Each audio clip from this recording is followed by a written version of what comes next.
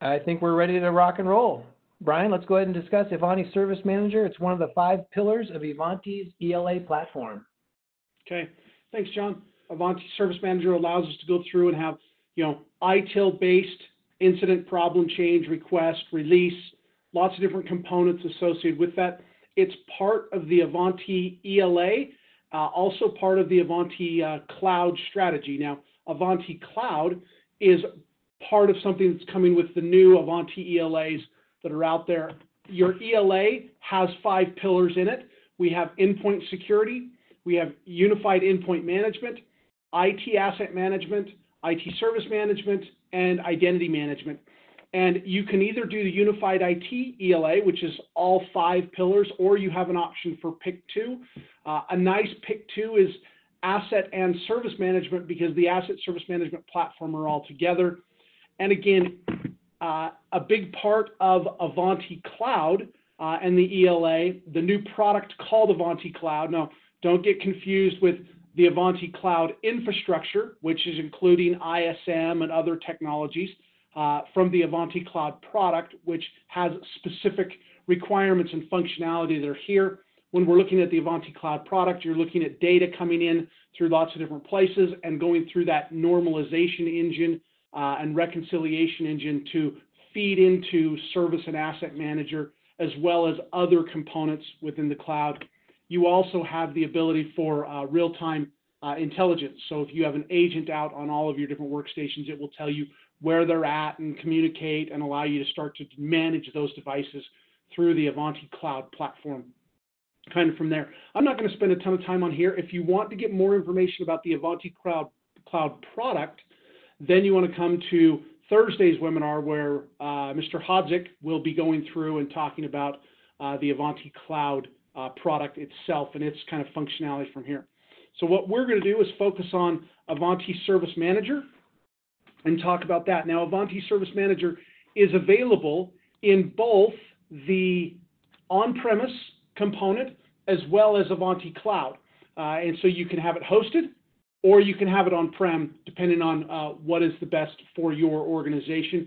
Same product either way, and customers can move from one to the other. So if you start on-premise and you want to move it up to the cloud, because it is the same platform, same product, you can do that without any major uplifts or any major design changes to your product. So Service Manager is an ITIL-based product. That means it's going to follow those ITIL-based standards, meaning we're going to have an incident management module, we're going to have a problem management module, we're going to have a change module, we're going to have a configuration management module or a CMDB, we're going to have our service requests, we're going to move into release management, and then we're going to be able to extend from there into enterprise service management to be able to go into things like HR and facilities, or even accounting, where people are, anytime somebody's bringing work in, managing that work, saying that it's been completed and going through is a good place for enterprise service management and be able to manage our workload as it's going through the process. So everything that falls into that bucket can be brought in and managed with Ivanti Service Manager.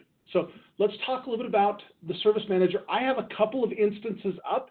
I have one, because we're focused on Ivanti Service Manager for this presentation, I have one that is just Ivanti Service Manager as part of it. The next part of it that I have up, or the next instance I have, is actually a combined instance where we have both service and asset.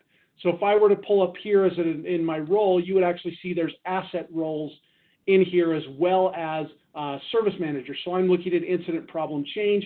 If I were to switch over to be an asset manager, you'll then notice I'm looking at the product catalog and hardware assets and software assets and different components associated with that. And I might be looking at a hardware dashboard that I want to be managing and kind of working through from that perspective, say an asset manager dashboard and what all of my assets by types and different things are on there. All the same platform, all kind of manage it from there. Next week, we will dive more in depth with Todd Hogan about our asset management platform. And then I also have another instance up and running called Virtrillo for this. Virtrillo is our fictitious company that we've implemented all of the products against and integrated them and done all that kind of stuff. And so customers can see what it's going to look like when they've actually implemented the product. These first couple instances, these are out-of-the-box experiences. So this is what you would start with on day one. Service Manager has a lot of the configurations that a lot of our customers want to see as part of an implementation to their path. So from here, as you were to go through and kind of talk about this, you can come in here and say, okay, we're in for Ivanti Service Manager. I am logged in as an administrator. You will notice I have lots of different roles associated with this.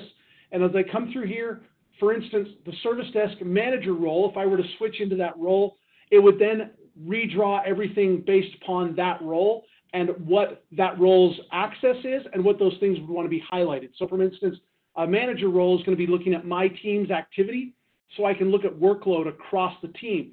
See, Mr. Thomas has a little bit more assigned to him. I can drill into those. If I then want to come through and look at more details, maybe at this point I want to assign a couple of these out to somebody else on the team that's not doing quite as much or whatever it happens to be, so I can go through into those records and do that if I want to pull from there. Again, being able to go through and see teams, incidents by priority, see what the backlog looks like. If I wanted to look at how we're doing against our service levels and how we're trending along those, I have a service level management dashboard to be able to see my compliance from each of the different businesses that are out there. And then as well, I can go through and look at how we're getting on our surveys, right? As we're closing those incidents and service requests and customers are responding to us with survey feedback, we can go through and look at how that's running and what that looks like based upon that information from there. All right, so now, as you go through from here, let me go ahead and switch over to an analyst role. So if I'm a technician and I'm taking phone calls and I'm working all of those tickets, whatever it happens to be, I'm going through and seeing my assigned tasks, my incidents, my service requests, which would be on the service request dashboard, so I'd be able to see exactly what's there. You'll notice from an administrator or from a manager to a technician, we really went from graphs and charts and stuff to a technician where it's all the records and the things that I need to get done and get working on to be able to move through from there. All right, so let's go through and kind of talk through as an administrator. From here, you'll go through and see this perspective. I have, my different components associated with that. As an administrator, I have more access to the system, obviously, than a manager or an analyst will have. And based upon that, you would be able to go through and look at each of the different modules that are here. So as I said, we're following ITIL best practices. So incident, problem, change, the three kind of pillars of ITIL, and then service request, allowing us to go allow people to say what do they need access to or want access to, or things that they want to get that they don't have today. And then also extending into release, knowledge management, configuration management, or the CMDB, all part of that. Now, everything in the tool is defined and built around a workspace. So each one of these are called a workspace within the tool. You'll actually notice here when I say search or pull that, it's going to say my workspace. So each one of these is a workspace or a module, if you will, within the tool. And each workspace has three distinct sections to it. And you'll see that across, whether I'm looking at an incident, whether I'm looking at change, you're going to see all of the same familiar components based upon that. So every one of them has a search up here along the top, the results of that search, and then a preview of whatever our highlighted record happens to be on those. So if I were to go through and look at this, you see I have currently a search of all active or logged incidents. And that's what my results set is going to be over here. And then whatever I have selected is going to have a preview. Now I can switch saved searches simply by coming down here on this drop-down list and go through and select one of these. If I wanted to look at those incidents that are assigned to me, my active incidents, you would see that. You'll notice this little blue line over here. That is indicating an incident that has been updated by the customer, in this case myself, where I've gone through and updated that either through email or through self-service, and the assigned owner has not opened that or read that kind of information. So it is visible to the assigned owner only, but allows me to see that that customer has actually updated that and I haven't read it from there. All right. Okay, let's also say if I want to go through and create any kind of searches, I can do that either by coming up here and saying, show me, for instance, everything that is active, and it will automatically do that configuration from there. So I can quickly filter based upon selecting any one of the columns that are here, but I also have a group of filters that I want to go through and be able to do the manage associated with this. You'll see these are all going to be configurable from here. So let's just say I wanted to show me everything that's logged and active, that's a priority 3 and 4, that's assigned to my team, that was created this month. Now you see I got all the way down here to 2 individual records. They're the same record, right? So I'm not going to be able to filter down really any further from that. If I were to go through, and let's see if I can further go through and say the users of VIP and the service. Let's try if we have enough, just a single one on data service. We don't. Maybe we can then go through and look at Canada as a location, see if we don't have any Canada either. But you can go through as you get far enough down to a single record, it will then go through and bring that record up directly from there. So now you'll notice as I've put in all of these saved searches, it's going to tell me everything that I've selected up here in the breadcrumb trail. Also, I can make this a saved search in the future so that if I want to go through and drop it and select this as a quick search, I can do that over here as well. Now, if I wanted to remove any one of those components, I can quickly do that, or I can go ahead and clear all, and that will go back to that base saved search that's there. Right? Then we can also go through and search against, say, I can't type my own name this morning. It is not a Monday for everybody else, but it is a Monday for me. So I can't type on Mondays for me. So you can go through, I can go through and find everything by Brian. I could even throw in something like, let's do Outlook, right? Show everything that Brian has logged and his Outlook, maybe even that is a status of closed, and I can go through and put that in as well. So you can go through and do searching, free text searching as well along these lines. And again, this I've spent a little bit of time on it because it crosses against every one of these. So for instance, if I wanted to go look at a change, here's the changes that I have. Now, I have just a couple of saved searches.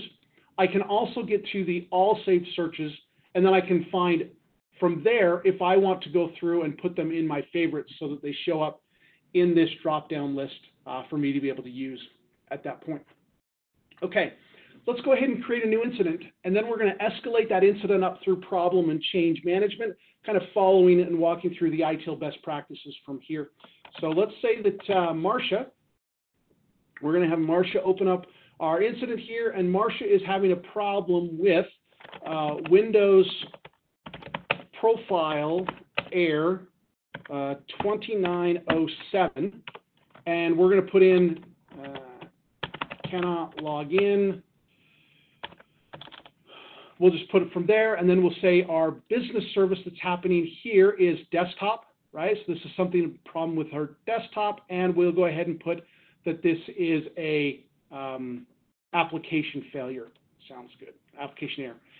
Okay, so now a couple of things that we've had here. You see it automatically assigned it to me because it assumed as I'm creating that incident, then it is being done by somebody phoning into the service desk and doing it. If they were to do it through email or if they were to do it through self-service, which I'll show you in a minute, it will actually move it into a logged status or that initial status and kind of managing it from there. Okay, so as you go through from this perspective, we have the ability to add attachments. I can link an asset, right? So if this is happening on Marcia's PC, well, we probably want to go through and add that in from here. So let's go find where the owner is Marcia. We'll do a quick search against that. We'll find those assets that are assigned to Marcia within the system. And now you can go through, see that it will link her asset in. I can go through and highlight that asset and kind of manage it from here. Or if I want to get to more detail about that asset, I can go over to the configuration item tab, and then I can hit go to, and it will take me to that full record about that particular asset. I would be able to see, what software is installed on that computer. I would be able to see what its incident history is, as well as all of those hardware details that we have about it from the particular inventory that's coming in against that particular asset. Okay, so now we've gone through with Marcia, had a couple of things here. You'll notice when I was typing in, it went out and searched for a Windows login error based upon this Windows profile error, and I can go through and see some different details from, I can see incident history. So we've seen some scenarios where error 1408 has popped up in the past, and I could select that. If this were applicable, I would be able to go ahead and resolve this incident from the resolution to the previous incident, right? I can come through in here and look at problem management and see there's some problem records. In this case, you're looking at it and saying, okay, this is error 1408, right? If I were to click around this one, you'll actually see that it has a resolution and a workaround, and I could resolve this incident, or I could just link it to this existing problem management record from here. And then lastly, I have knowledge articles that could be applicable in this case, and you'll see they can have very rich knowledge articles based upon this. So as we're going through and looking at this knowledge article, all of the information along there, you can link out to external articles. So if you have a wiki somewhere or whatever, you could put that, a link out to that, or this is just a link out to Microsoft's website to get more information. You'll also notice, here's an example where you could actually embed, this is a YouTube video that's embedded, but you can embed it, any kind of video. It hosts it external, but you could embed it here and watch it from the tool itself. Okay, so none of these are error 2907, so let's go ahead and do a little bit more research and control on this. Right? So here we've got Windows 2907 error that's coming up. We've saved this. We need to go start doing a little bit more research. Maybe we're starting to think through that this is a bigger problem that's going on in the organization. I can come in here and say, okay, I'm going to go ahead and add a problem management record within here. And we want to go through, again, out of the box. It doesn't have HTML turned on in all places, so we'll just go ahead and put that in. Say we're getting error 2907, user cannot log in. We're going to go through and put in the detail. This is going to go into as a application error that's going on, and it's going into problem management to go ahead and work on it. So now I've created my problem. It's linked that information together, so now you would be able to see that.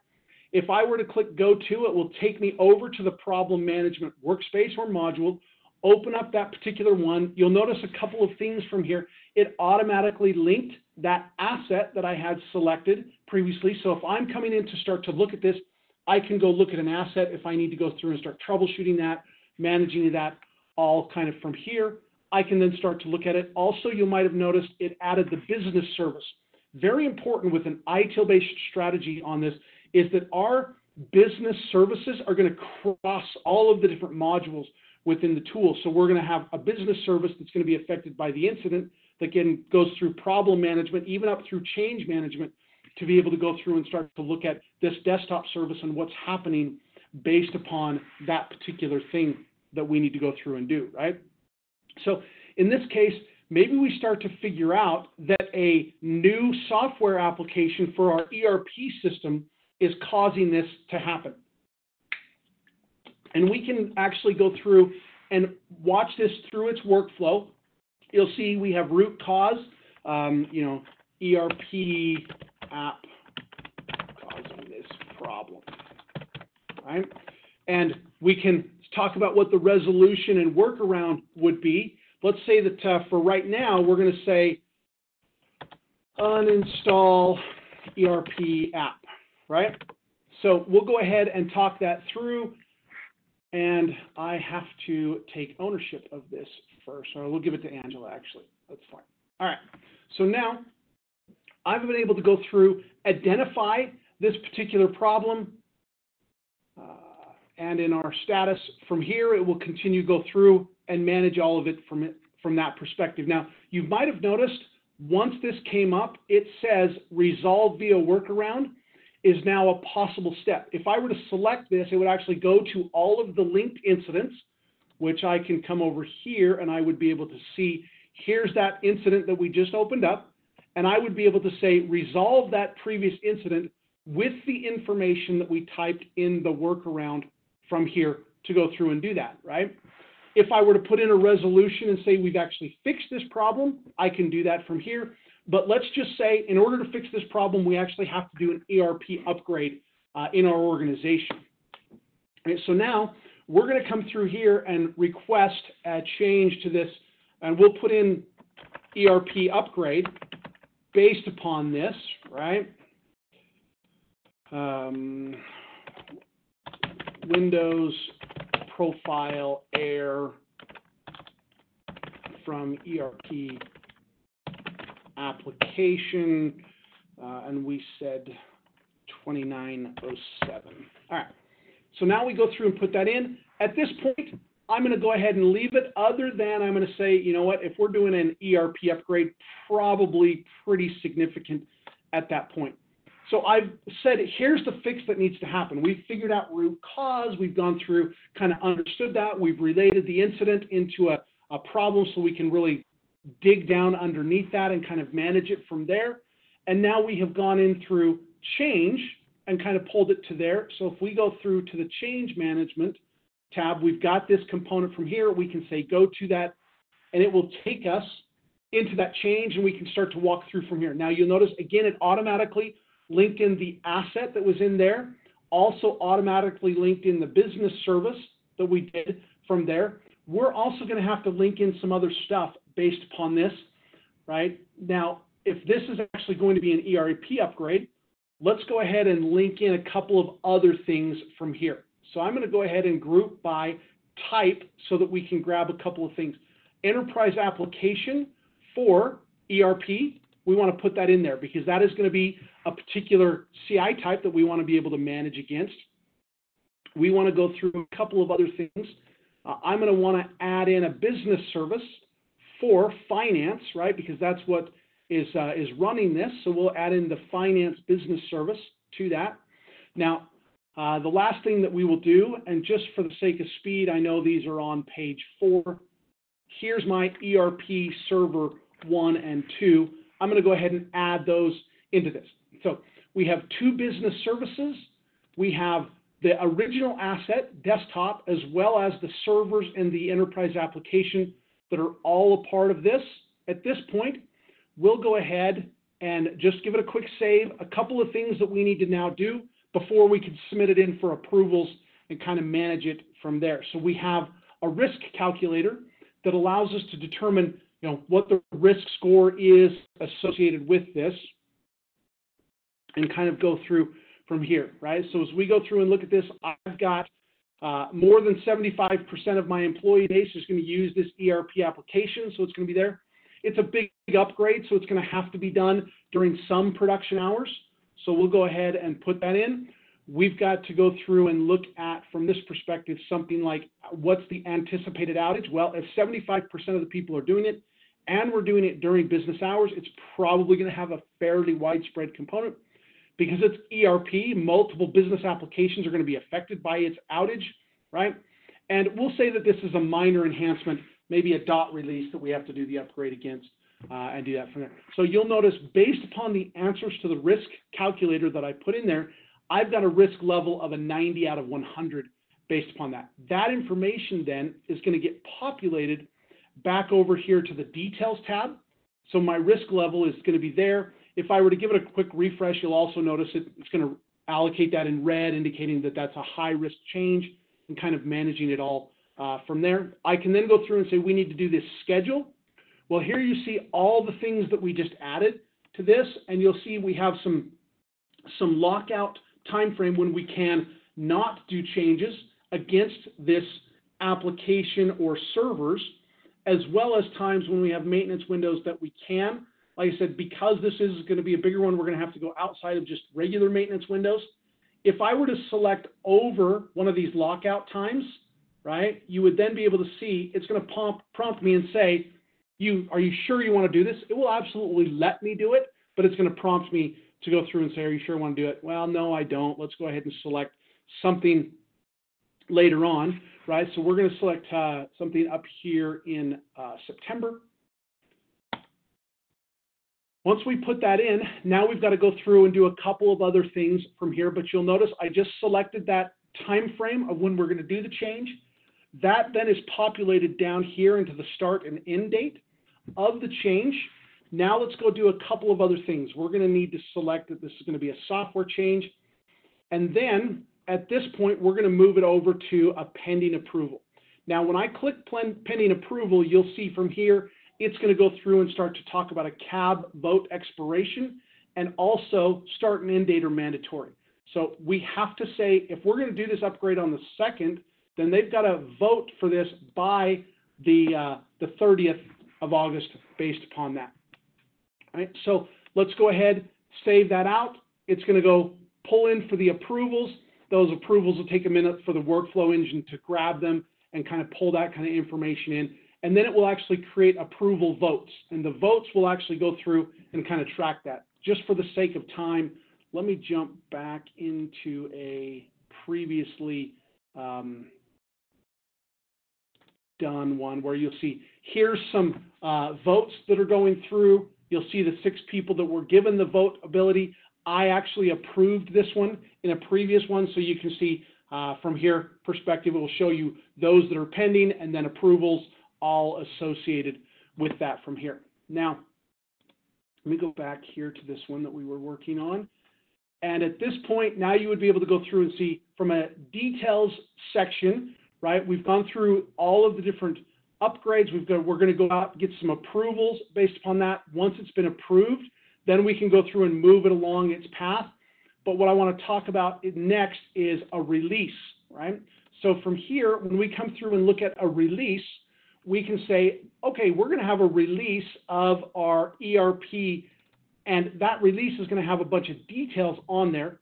And so this is when you start coming in incident, problem, change, release, all the different details associated with that.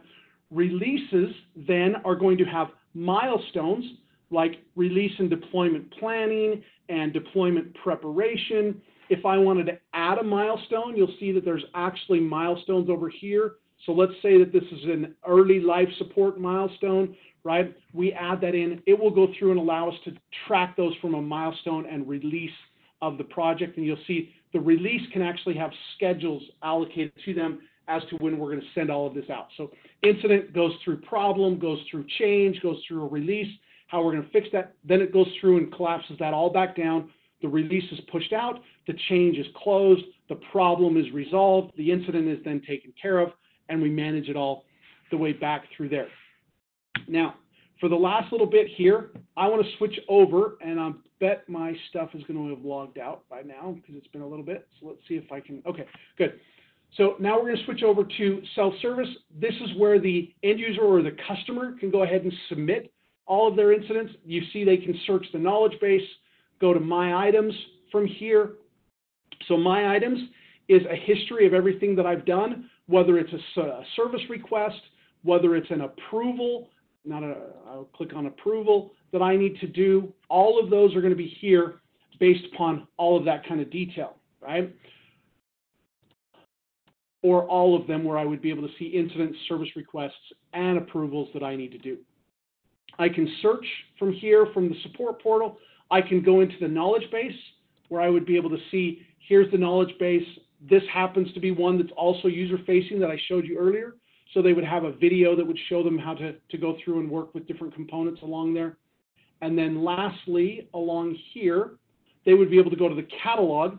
And the catalog is where they would submit everything. Whether it's an incident or a service request, it's all going to be in the catalog. So if they're having a problem with their PC running slow, they would open the incident around PC slow. But if they need a new computer, they could put in a request for a new computer, and it's all going to be managed from that same catalog from that perspective. Number one thing that we get asked for is to help with a new employee setup request offering for implementations. Right? So this has all of the kind of detail that we're going to go through. I'm not going to spend the time here to go through all of that and actually submit this service request to hire a new employee. But if you guys are interested, we can do a follow-up demo for you, and we can go through all of that in a lot more detail from there. So a couple of things I want to continue to highlight from here. First of all, I want to show that self-service is also available on mobile platforms. So now we're looking at my phone. I'm connected up through the Ivanti app, right? I can go to that same service catalog. I've got the account lockout. Let's get rid of the most common ones. All those same request offerings that we were looking at before are all here. You see this is an example of enterprise service management where we have things like payroll, things like HR, things like facilities all in there. I could simply filter that down and select a particular category if I wanted to do that, say HR services, and then I could submit in a time off request right from there because I just came back to work today, so I better get some time off based upon that from here, or whatever it happens to be. There's that same new employee setup. From here, I say I want to request that, all right, in that same form that we're going to go through from there. Okay.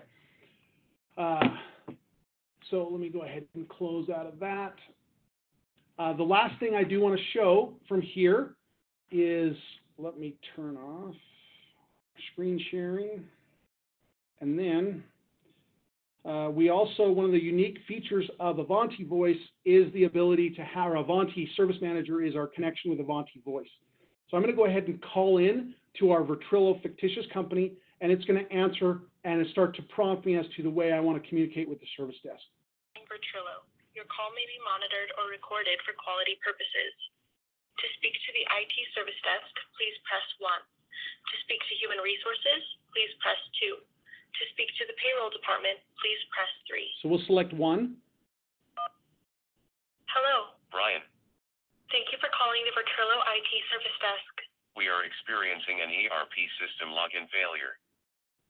If you would like to create a ticket for this and receive an automated callback upon resolution, please press 1. To speak to an agent, please press 2. To disconnect, please press 3. I'll select 2. To reset your domain password, please press 1. For hardware issues, please press 2. For requesting IT services, please press 3. If you are calling about an existing incident, please press 4. If you are not, Brian Hoskins, press 9. To talk to a technician, please press 0. Okay, so I'll go ahead and hang up. If I would have pressed 1, it would prompt me to reset my password, and it has Active Directory password reset built into the voice tool so that they can reset their passwords, from a telephone call without having to talk to a technician as well. Lots of different capabilities kind of from there. So that is where I wanted to get to. So I wanted to take a quick pause and turn it over to John to see what kind of questions we've got coming in from here. Yeah, a few questions. Go ahead and fill out the Q&A or the chat box there if you've got some questions there. Brian, one question back on when you were talking about Marcia's, the assets. Is that a link? How is that information being populated? Is that another part of the Ivanti software? So it's going to come a couple of different places, either through Ivanti let me go back here to this. If I were back on this endpoint, right, our unified endpoint is going to go out and discover all of the assets that are out there in the organization and populate over to Service Manager. However, we realize not every customer is going to have Endpoint Manager, nor is Endpoint Manager a holistic view of all of the assets that you have from a server and a printer and infrastructure, stuff like that. So we have to have a multi-faceted approach to bring in all of those assets or CIs. So SCCM or SolarWinds or spreadsheets, whatever it happens to be that's going to get us that kind of asset data, and that CIs is where we're going to bring that in from. Okay, and then question about training. Are there online training resources for this? For this, absolutely. So Ivanti actually has the Global Academy, and you get a Global Academy subscription, and that has online training for all of the Ivanti products, and it's a 1-year subscription, and you can both attend live training classes, either remote or in person, or you can also get access to all of their online content for the one subscription in there. Okay, great. That's it for the questions right now. Okay, so I'm going to go ahead and put this, I'm going to go ahead and put this one up.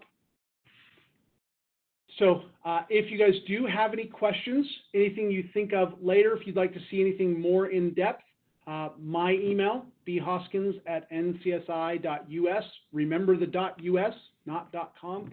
And remember, we are not a crime scene investigator, so it's NCSI, not IS. So from that perspective, if you have anything, have any other questions from there, let me know. Thanks for joining us. Thanks, Brian. We'll see you on Thursday.